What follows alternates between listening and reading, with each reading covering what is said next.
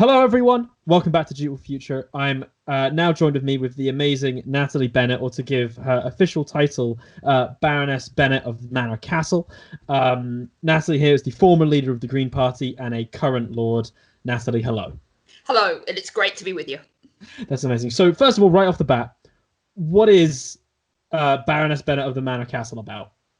Okay, well, I'm aware it's a bit unfortunate that Manor Castle sounds a bit posh, but this is in Sheffield. It's the ward that I live in Sheffield, and one of the, anyone who knows Sheffield at all, this is the S2 postcode, which is very definitely not posh. And when I'm seeking to explain this to, fellow members of the House of Lords, I put it down that I reckon the last person with the title who lived in Manor Castle was probably Mary, Queen of Scots, who was being held captive in the manner that the title refers to. So, that was a very, very long time ago. Wow, all right then. That's a pretty good opening here. So, of course, you were the leader of the Green Party from 2012 to 2016, and I just had a quick retrospective of your time leading the party. When you look back on it, what do you think? What do you think was, I guess, your greatest achievement or your greatest regret in your time leading the Greens? Well, I think what I have to be proud of, and this was not my effort, this is the effort of everyone who got involved in the Green Party, was the Green Surge, which in late 2014, 2015 saw membership of the Green Party more than quadruple. And then the 2015 election, where we got more votes in the general election than we've got in every previous general election added together. So it was a real point of stepping up for the Green Party. What that did was it allowed us to build a much bigger Green Party, a much bigger staff team. But it took, a couple of years for that to really, the results of that to really show. And, I guess there's a couple of years in there where you feel like it would have been lovely to have made more progress, but we didn't really see the real fruits of that in terms of sort of seats until we got to 2019, when we saw the council elections, where we more than doubled our number of seats in one election. And the last European elections, of course, the last democratic fair elections held in the UK, where the Green Party got 10% of the vote, and an almost equal number of MEPs. So it took some time for the Green Surge to really deliver in terms of seats and elected Greens, but it's great to see them now.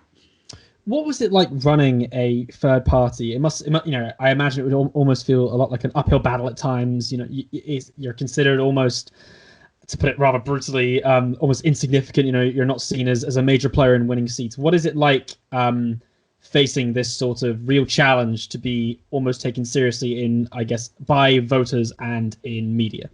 Mm-hmm. Well, I'm going to pick up on the wording of your question to start off with, which is running the party, because the Green Party just doesn't work like that.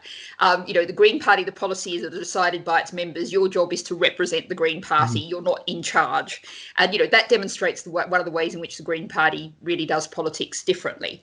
But in terms of what it's like to being treated, if you want one word answer, I'd have to say very frustrating.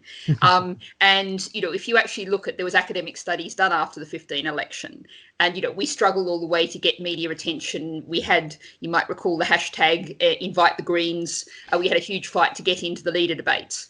And if you look at the media coverage at the end of that, there was an academic study, and we got about half the coverage that our votes that we actually got would have entitled us to. So we got 3.6% of the vote, and we got about half that in terms of the media coverage. So, the media has consistently undercovered us. And indeed, there's far too many old dinosaurs in the mainstream media. Some of them are slowly retiring or seeing their wings clipped a little, but who grew up in the era when there were two parties, and that represented British politics. And they really, just aren't used to the idea that politics is multifaceted and people have a range of different views. And, as I said, the European elections, we got 10% of the vote.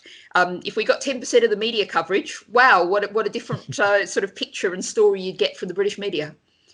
What would you say is more of a major blockage in trying to transfer your messages to people? Because a lot of the time when you talk to someone of a third party, they tell stories of, I was talking to this voter and they said they'd love to vote for me, they think I'm great, but they can't because they can't let X win, or they can't, they need this person to get in.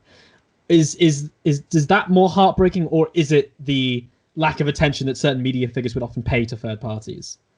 Well, I think the more disturbing thing is the situation as the voters, because I spend a lot of my time talking about the need for a fair democratic electoral system in the UK, at our current totally broken, dysfunctional constitution.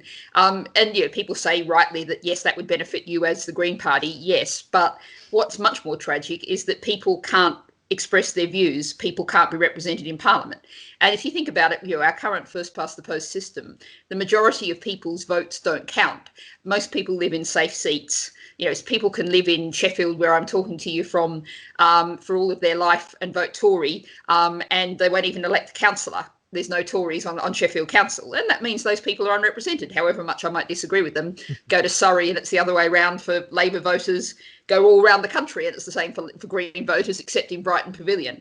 But so, and there's a Make Votes Matter, the brilliant organisation, has some really good stats on this, that around the world, turnout in first past the post elections is about 10% lower than it is in PR elections. People know if their vote doesn't count, they don't bother to vote. And that's even true if you support the party that is going to win your seat, because your vote's not going to make any difference. So one of these changes that you advocate for in order to improve the I guess the democratic legitimacy of our elections is changes to the House of Lords. You yourself are obviously a Lord, and in your first Lord speech, you walked in and says, "Well, you're probably not going to like me, but I'm here now." Which is something that I quite enjoyed. So what is it that you want to do to change the laws, the Lords? Is it just a complete scrapping, or is it a rejig? What is it that you want to do so that you are able to get rid of your own position? Well, I mean, what we want to do is create a House of Lords where everyone who has a vote in the Lords is elected. And this is a kind of staged process whereby we would gradually, over 2 electoral cycles, end up with everyone who's voting is elected. But what we want to do is try and keep some of the good elements of the Lords. And, we've just been through 60 hours of debate, line by line, with 321 amendments on the agriculture bill. And this is not the sexiest kind of politics you can possibly imagine. And, to have people who are prepared to go through that scrutiny, people with legal expertise in that.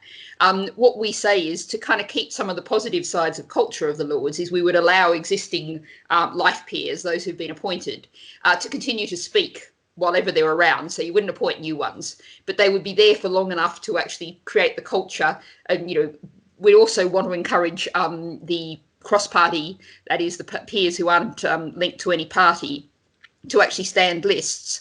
And, they would give the British people the chance to vote for the upper house. For, we want some people like that in there. And I think that would happen and it would work. If you look at the Australian example, the Senate in Australia, which is elected through PR, although they have AV in the lower house, which is not a proportional system.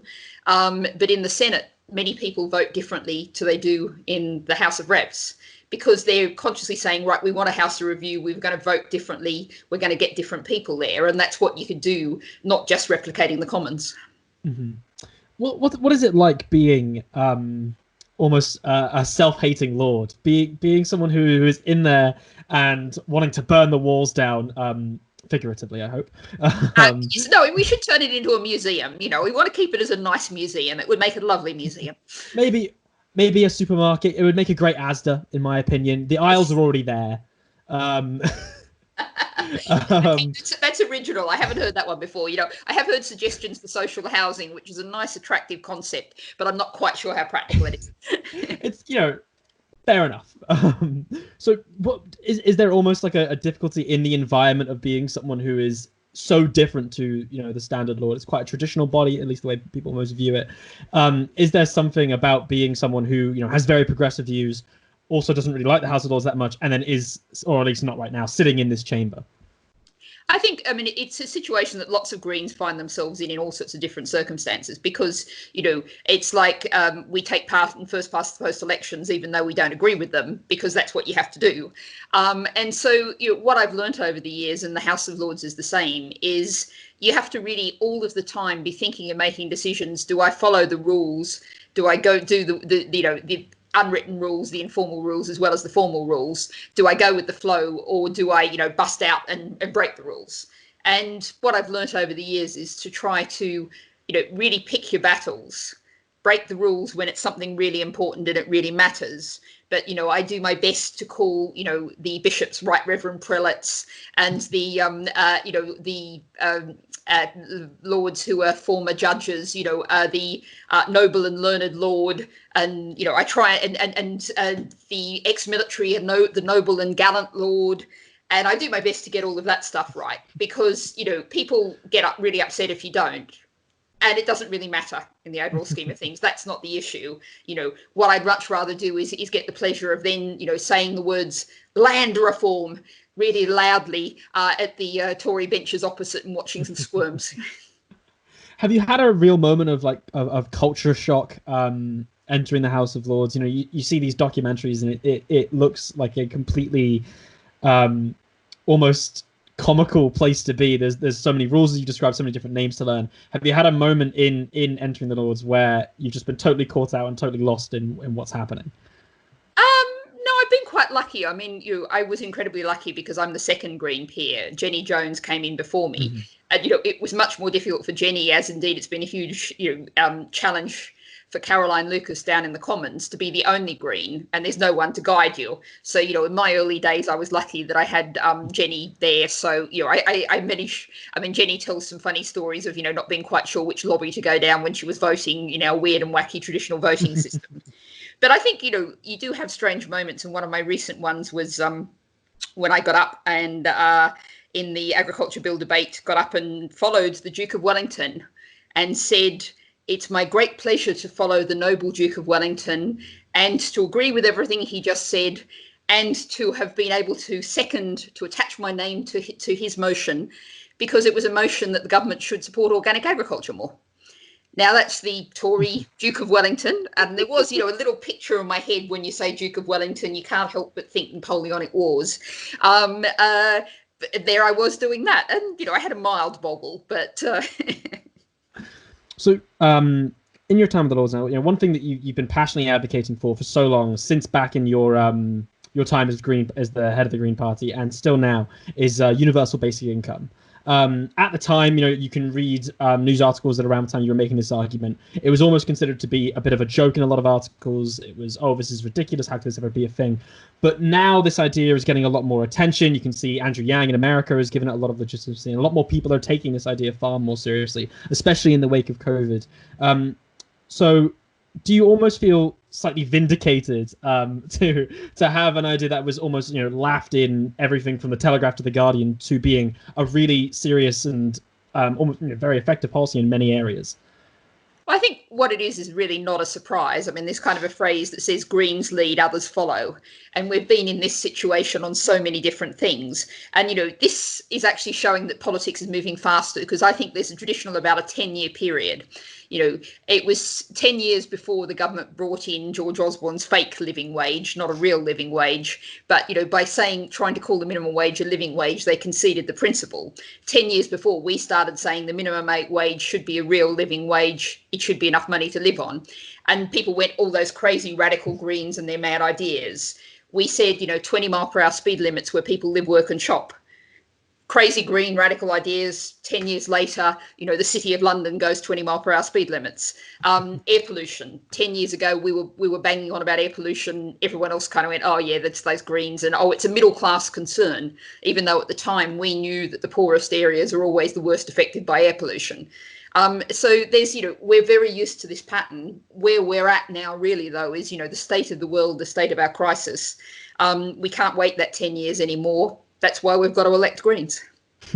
So I'm personally quite a fan of UBI, and I often talk to people about it, and then the immediate reaction is, oh, that's insane. Why? So what is your argument for UBI, and why do you think so many people, when they first hear the term and they first get it explained to them, have almost a visceral reaction to the idea?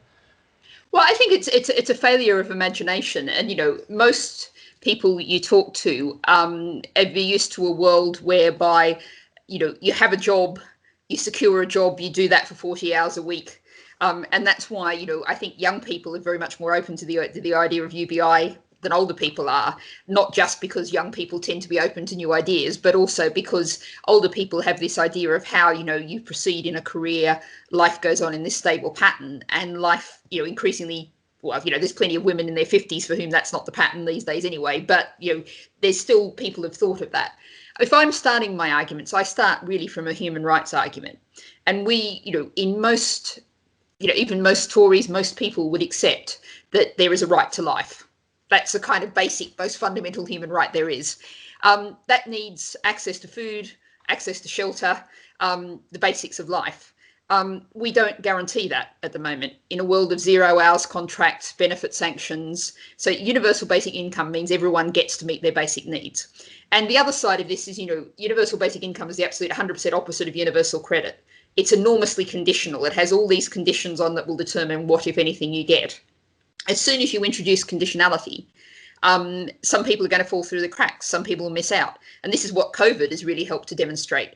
The hashtag New Starter Furlough, people who just happen to be changing jobs at the wrong moment have got totally stuck. People running small businesses that didn't have 3 years of accounts, totally, in a right mess. People who work in the cultural industries who, normally just go from contract to contract to contract, and those whole industries are now in a mess. And because you've got conditionality, some people, even if you're trying to help, you patch and patch and patch to fix the people who are falling through, but there's always holes. Mm-hmm. So a lot of the time, so what I often do have the conversation, and I make the ethical point or the moral point, i.e. the human rights argument for UBI, and then the next step is, oh sure, but how on earth are we going to pay for it? And it's a difficult question. You don't need to go into too much detail, but what do you say to someone who just says, as I'm sure you've heard so many times, how on earth are we going to pay for it? Mm-hmm. Okay, well, there's a couple of things to say. We've presented 2 fully costed proposals, which people are delighted for people to look at, 2015 and 2019. And they took 2 slightly different approaches. At the moment, we have a situation where rich individuals and multinational companies don't pay their taxes, don't pay their way. If you look at our 2015 figures, basically about half the cost was covered by replacing existing benefits and the massing savings you make on administration costs. Because one of the arguments for UBI is it's very cheap to administer. Child benefit costs about 1% of the total cost of the benefit to administer. UBI would be about the same. Mm-hmm. As soon as you bring in conditions, as soon as you say you have to go and report to the job centre and sit with a job coach for 40 minutes and talk about things, of course the costs escalate enormously. So about half the cost comes from replacing existing benefits and savings. In 15, we mostly funded it basically through raising taxes on rich individuals and multinational companies. In 19, we took a slightly different approach, and none of this was actually hypothecated, but this was what we were talking about, which was the idea of a carbon tax. And one of the arguments against the carbon tax, and one of the things we saw with the Gilets jaunes in France, was the government, at the same time as dropping wealth taxes, raised fuel taxes, which really hit, people who didn't have a public transport option and relied on their cars to get to work. And so, if carbon tax potentially raises costs for some people who are going to struggle or can't afford it, if you put the carbon tax back into a UBI, then you can see the argument for both of them, and they fit together quite nicely. Mm-hmm. So also another argument you bring up very often, in the Lords, you've been tirelessly advocating for a lot of very left-wing, very progressive ideas, in particular in the wake of COVID. COVID's been, obviously a massive crisis. We've touched on it a few times here. What would you say are your top 3 or 5, or however many of the key points that you have in trying to recover from this? Everyone has a lot of different ideas. Everyone has a lot of opinions about what the Conservative government's currently doing. What would you say would be your top 3 things that need to be done immediately, or at least that need to be done to try and get us out of this straight away? Okay, well, I'd start, one of the things COVID has done is forced us to spend a lot more time in our homes. And if you look at what our homes are, we have, in terms of new homes, we build pretty well the smallest new homes in Europe. We have lots of people in horribly overcrowded housing. One of the things I've been picking up on the government on is the whole issue of the bedroom tax, which actually aimed to force children to share bedrooms and to force families into smaller homes. And if you think about what that does under lockdown situation, we need adequate housing, and there's more. I've just been on a call with a Tory MP going, "Oh, we've got to build more homes because people need homes." There's actually now more bedrooms per person in the UK than there's ever been before. What we have is huge inequality. There's quite a lot of places where 2 people are living in a 6-bedroom house, and there are other places, other families where 6 people are living in a 2-bedroom house. And there's also huge regional inequalities in that, because people have been forced to move to London and the southeast for the office jobs, which may now change. Then there's empty homes, whole streets of Liverpool of empty homes. Up on the Wirral, I've been down streets where it's just, because there's no economic opportunities. If you actually address the regional inequalities, then you can start to ensure that people have the space, the homes that they need. And of course, also, we have horrendously poor quality of housing stock. So massive investment in home energy efficiency, insulation, etc.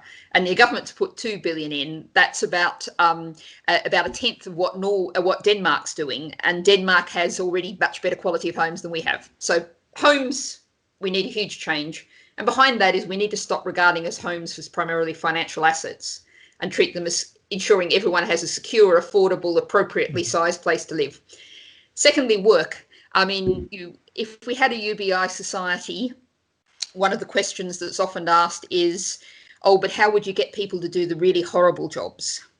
And, I think maybe people wouldn't want to go and work in those hideous call centres where you have to finish every call in 54 seconds and they time you when you go to the loo. Mm-hmm. And maybe that would improve all of our lives. But also, maybe if there's some really horrible jobs, and I often cite sewer cleaners, maybe you'd have to pay people a lot to clean the sewers. Maybe you would have to pay sewer cleaners more than you pay bankers. Maybe you should pay sewer cleaners more than you pay bankers. So, what COVID's done is highlighted who are the really essential people. It's the supermarket workers, it's the delivery workers, it's the care workers, people who've been shoved into 0 hours contracts, terribly low pay. So we need a fundamental realignment in the world of work to acknowledge what it's for. 4-day working week is standard with no loss of pay, something we've been talking about for a long while. If we're talking about sharing the work around. And then the third thing is, obviously in terms of the environment, we've got to understand that you can't have infinite growth on a finite planet. And growth, decades and decades of growth have given us a horribly unequal society with a mental ill health epidemic. So we've got to move towards saying, how do we create a well-being society? One that meets everyone's needs, gives everyone a decent life, treats everyone with respect.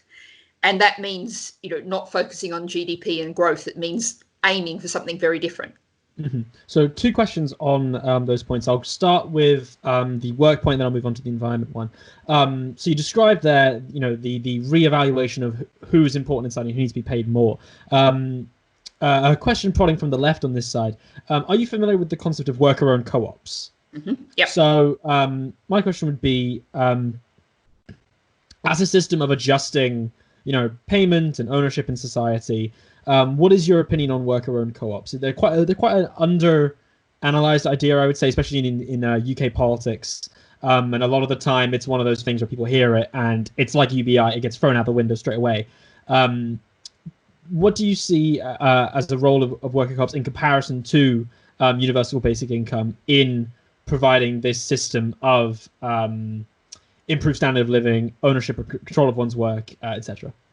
I don't think there's any opposition at all between UBI and worker-owned co-ops. And it's actually Green Party policy to say that basically, in any company, workers should be able to form a cooperative and take over the company. So it's something that's very much at the heart of Green Party politics. And, just some of the ones that I've happened to know, there's a little fruit and vegetable growing site in North London, in Chingford, called Organic Lee. And, that's a cooperative owned by its workers, trying to produce healthy food for a relatively poor area that's around it.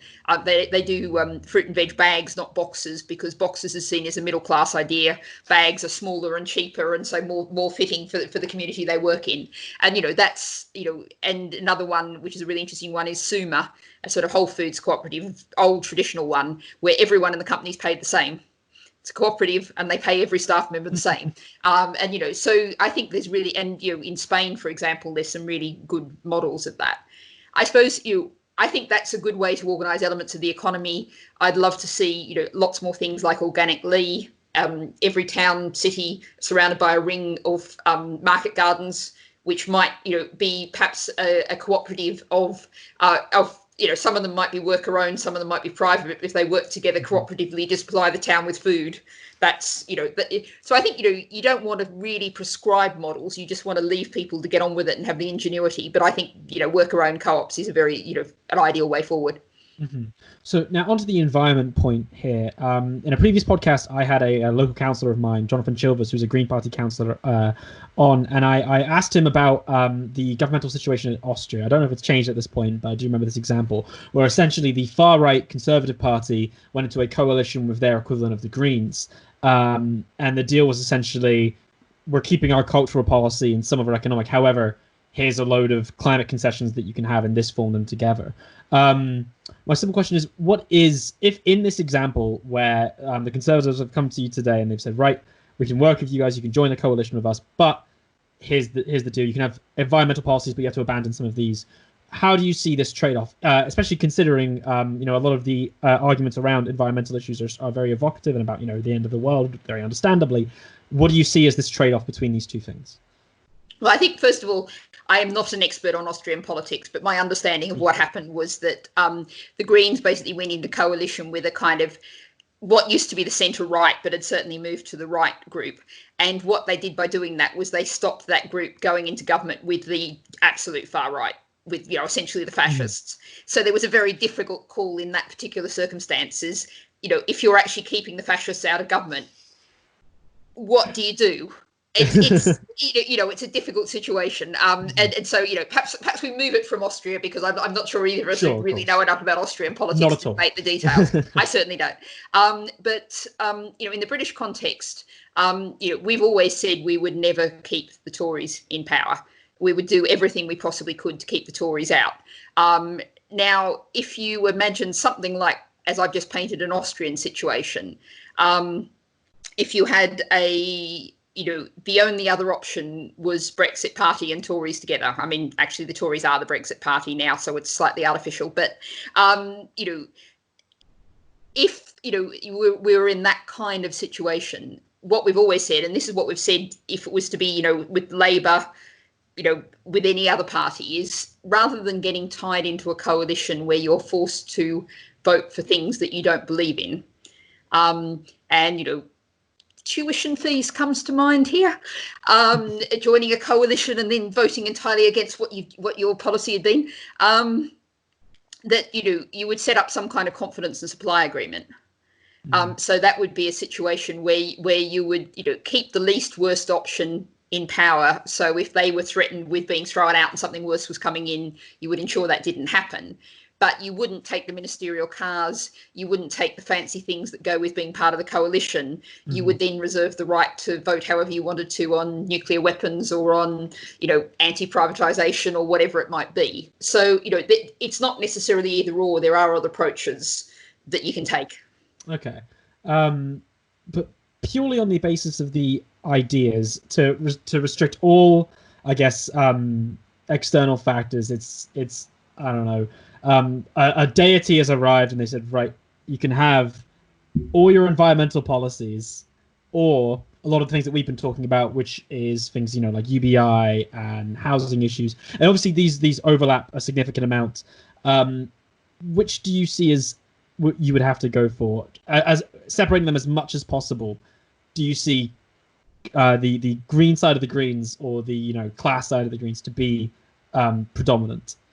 Well, I mean, I would say the deity is wrong, because, and if you look at the philosophical basis of the Green Party, it says that economic and environmental justice are indivisible.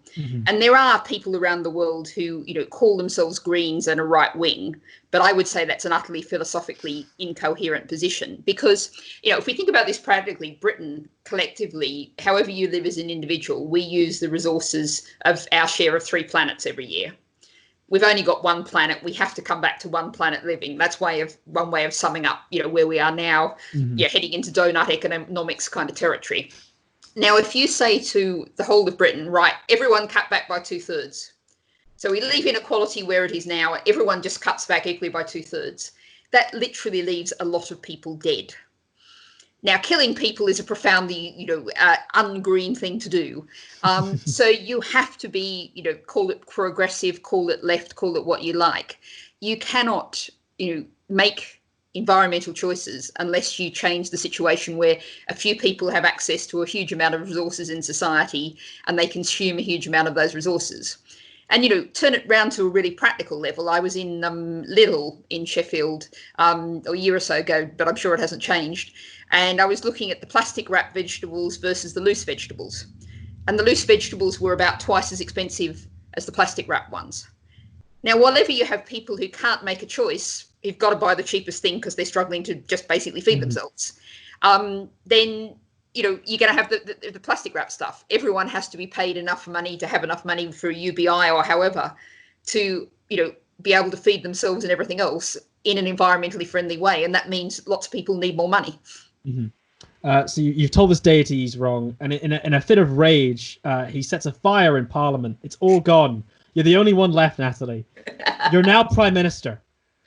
Right. What are we doing? You're Prime Minister. I guess because we brought up, you know, sort of COVID policies earlier. Where we've passed that. This is just day one. You've walked into number 10.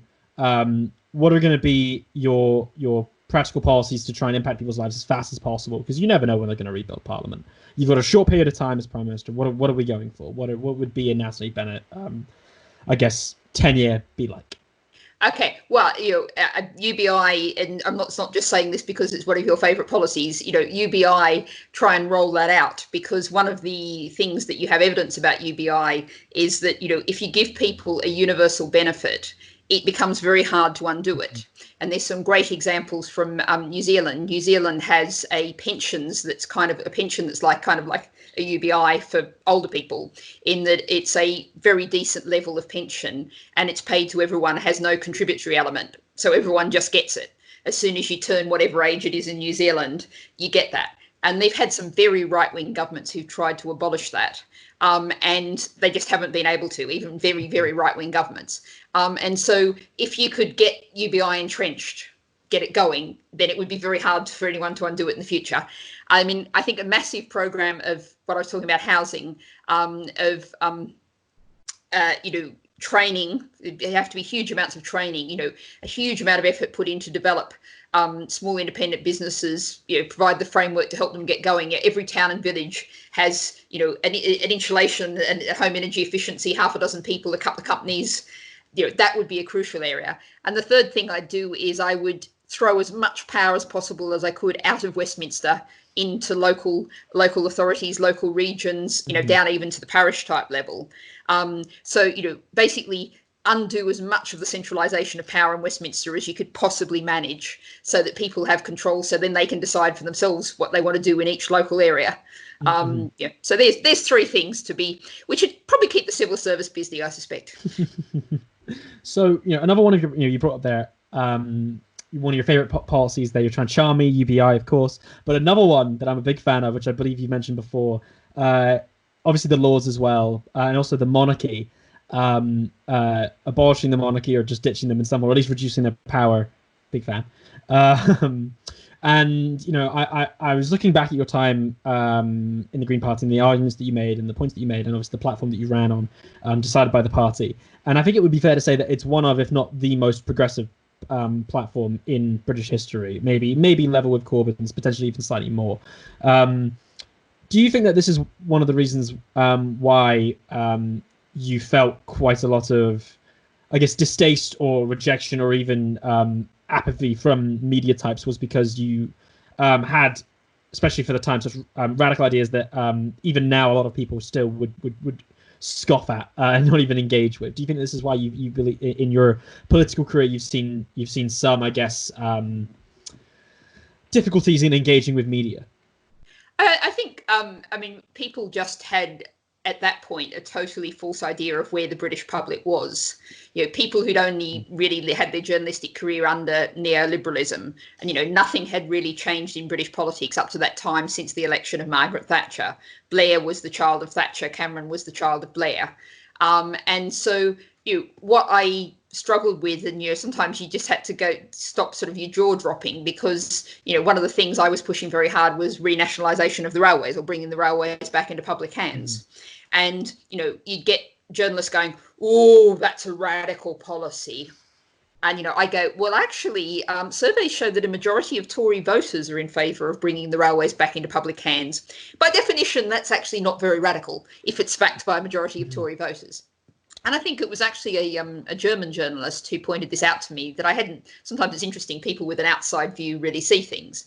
And he said, the Greens and also, SNP and Plaid in the 2015 election, we were the three anti-austerity parties. The Labour Party still very much was like, we've got to make the budget balance like it's a checkbook and all that sort of stuff. But we actually paved the way for Corbyn. That created the space, and it showed there was huge public hunger for that kind of, much more radical Labour Party. I mean, it's going back now, and who knows where it's going now. But, back then, the media class, London, saw this as really radical. But actually, the general public out there, being anti the privatisation of the NHS. I had a lovely meeting in Darlington with it. Well, not meeting. It was over breakfast at a B&B with the very Brexiteer owner. And, rather than have a row about Brexit, I sort of set out to see what we agreed on. And, she absolutely didn't want the local A&E in the hospital closed. She absolutely wanted multinational companies to pay their taxes. She absolutely wanted everyone to have a real living wage. And, those are views that are shared very, very widely across society. So, you described sort of the status quo for many years, neoliberalism. I think it'd be nice to sort of iron down specifically what your ideology is or what you would call it. So, I think populism is often a bit of a dirty word in politics nowadays. However, what you're describing to me sounds a lot like a populist argument, which is, people are in favor of these policies no matter where they are on the spectrum. This is what we need to represent. How would you describe your specific, political spot in the world? Well, I guess, I'm aiming for popular rather than populist, which is, I think, to draw a definition between it. And I would say that, that right-wing populism is, these are the two competing political philosophies of the age. And, Green versus UKIP, Brexit Party or worse. And the core thing is we say there's enough resources on this planet for everyone to have a decent life, and for us to look after the environment and not trash it, if we share them out fairly. That's, that is green political philosophy in a nutshell. What you've got on the other side is the far right, who say, it's a difficult, dangerous world, and we've got to, grab as much as we can for us and ours, shove the others away, whoever the others are, build walls to keep them out, arm ourselves, be strong, in that kind of way. And what that's built on is, people feeling powerless and looking to someone to ride up on a white horse and lead them to victory. What's foundational behind our understanding is that, if you empower everyone and give everyone respect, space, time, opportunities to make decisions for themselves, in a democratic way, you build a society that lives within the physical limits of this one planet, because that's what we have to do. But with that democratic input, you can get to a point where everyone has enough. And I think, the key word is green politics is about security. And security is not about guns or goodness help us nuclear weapons. It's about ensuring that we can put food, everyone can put food on the table, keep a roof over their head, knows that they can think, what would I like to do with my life? How can I do it? This is the way I can make steps toward it. And, I can progress and I'll be respected for my contributions. So we've engaged a lot with the ideas of the Greens and yourself in this podcast, and I think now is the perfect time to delve into, right, we've got all these great ideas, I'm loving it, I'm on board, how are we going to make it happen? How can whether yourself or the Greens as a party get this foothold and start to impact this real change? Does it involve the working with other parties? Does it involve almost a co-opting style thing, or is there a path to seeing all these fantastic policies start to impact people's lives? Well, I think it's a matter of, if you look at where our base level of support is, the European elections, 10%. That is, a fair measure of the base level of support we have. What we've got to do is make sure that we, in more and more places, as we did in the council elections in 19, where we doubled our number of councillors in one election. And, as a result of that, last count I saw, we are now part of 18 they're called various things, but let's for shorthand call them rainbow coalitions, where part of administrations, Greens are running things. Lewis down in near Brighton is one of them, for example. In Herefordshire County Council, us coming from one side and a residents group, a progressive residents group coming from the other side, took Herefordshire County Council off the Tories. And a few years ago, if you told anyone that the Tories would lose Herefordshire County Council, they just wouldn't have believed it. So, we can win within the current system, and this current system can turn around. And, the Tory party in particular is profoundly unstable. I mean, the leadership is now the Brexit party, and there's lots of Tories who are unhappy with that, and lots of Tory voters who, as time goes by, are going to be very unhappy with that. They've got the weird mixture of having red wall seats with Surrey stockbroker seats. So just because Labour and Tory have been the two largest parties for a century doesn't mean that's going to continue. It's perfectly possible that,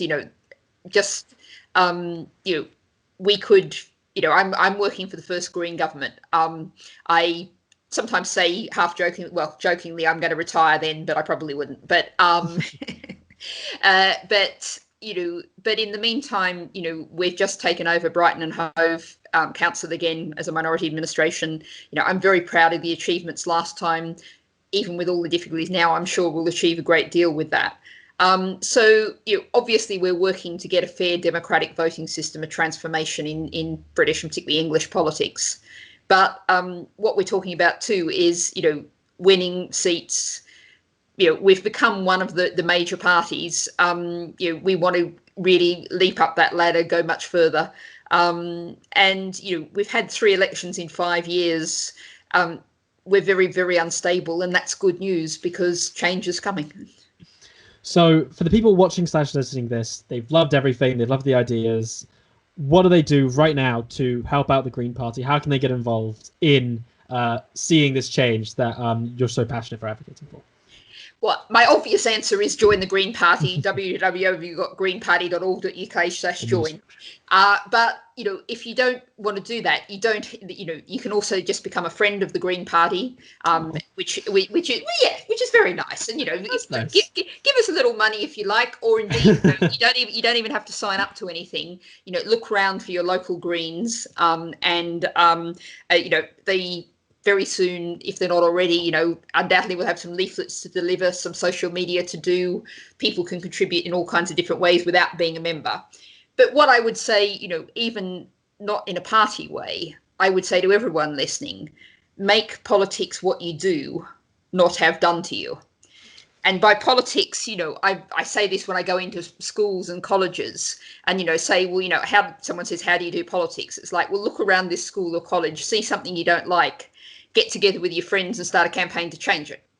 And, everyone can do that in their workplace, in their street, in their community group, in their whatever. Say, well, I don't think this is working right. I'd like to, work together with others to change it. And it might be, get a pedestrian crossing so the kids can get to the park safely. It might even just be, organise a litter pick. A litter pick is a political act that says that's our public space. We're going to look after it. And so what I would say to everybody is get involved, because that really is our best weapon against the far right, the other forces in society. Because if people are empowered and they know they can make a difference, amazing. I went to a school near Leicester, and the kids had the school council had just won the right for girls to wear trousers. And I did kind of, as an old feminist, I thumped my head on the table and went, what century are we in? But, the kids were absolutely delighted by this, and good on them. And, they knew what their next campaign was, which was to be allowed to use their mobile phones at lunchtime. Now, I wasn't quite so sure about that, but it's what they wanted. They'd seen that they could collectively decide what they wanted and do it. And that's the kind of society we want. Amazing. Well, Natalie, thank you so much for coming on. This has been incredible. Everyone follow Natalie on Twitter. It's at Natalie Ben. The link will be in the description to go follow her. Check out everything's going on. There's the Facebook page as well. Search on YouTube. Amazing. So many amazing, great speeches. Thanks so much for coming on. This has been great. Thank you. I've really enjoyed this conversation. And, I look forward to being able to share it on social when it comes out. Thanks very much. Thank you very much. All right. Thanks for watching, everyone.